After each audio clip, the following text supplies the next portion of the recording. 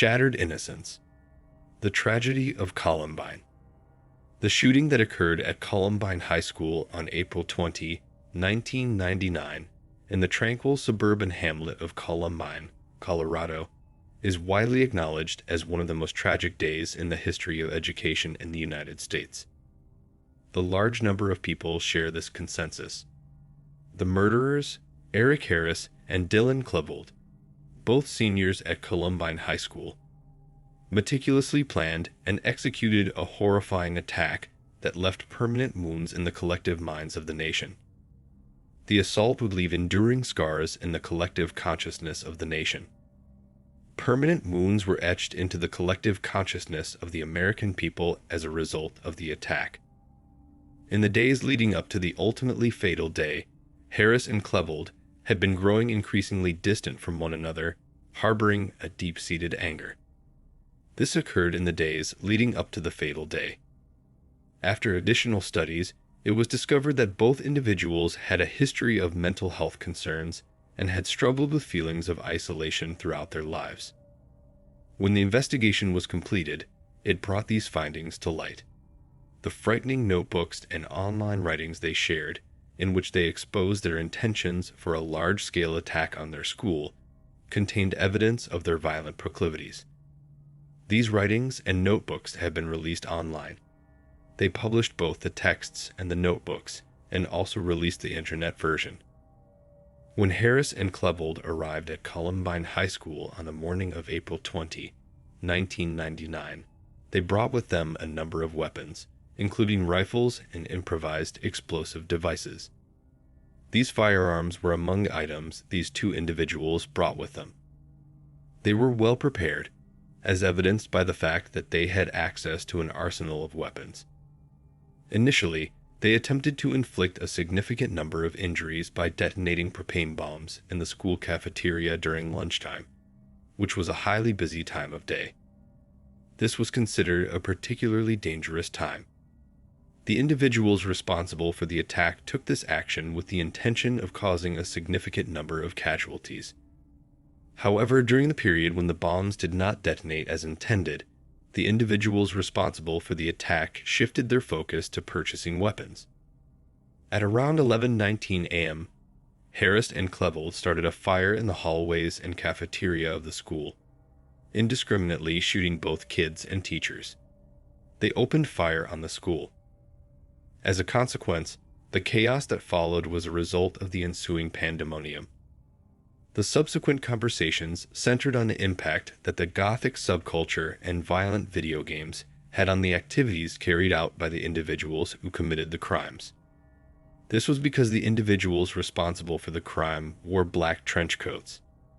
The school was engulfed in panic and bewilderment throughout the entire time that pupils were frantically searching for shelter and security wherever they could find it. The individuals who carried out the attack dispersed a substantial number of improvised explosive devices throughout the school. This was in addition to the weaponry they had brought with them. The combined effects of gunshots and explosives created a nightmarish environment. This atmosphere was generated as a result of these two factors. Despite the rapid response of law enforcement officials, the increasing disaster led to an unprecedented situation. Out of the turmoil that erupted, 12 children and 1 teacher were among those who tragically lost their lives. Additionally, a considerable number of other individuals suffered injuries as a result of the incident. People, including Cassie Bernal, Stephen Kernow, Corey DePuter, Kelly Fleming, Matthew Kechter, Daniel Mauser, Daniel Warbaugh, Rachel Scott, Isaiah Scholes, John Tomlin, Lauren Townsend, and Kyle Velasquez were also impacted by the tragedy, in addition to the tragic loss of their lives. The tragedy also had a profound impact on many of these individuals. Another individual who was taken from this life was the instructor, Dave Sanders, who courageously fought to safeguard the pupils. He lost his life. During the time the shooting was taking place, both Harris and Klebold continued to roam around the campus, leaving a trail of bloody destruction wherever they went. At the same time, The youngsters crowded together in classrooms, closets, and any other hiding places within their reach and where they could find cover. The news media went to the scene of the awful events and reported them to a nation that was shocked by them. This was done in response to the terrible events that occurred. Emergency personnel exerted considerable effort to fulfill their responsibilities, which included the rescue of survivors and the provision of medical care to those who had already passed away. After a certain amount of time had passed, the individuals responsible for the assault withdrew to the library of the school. It was there that they ultimately discovered themselves and committed suicide.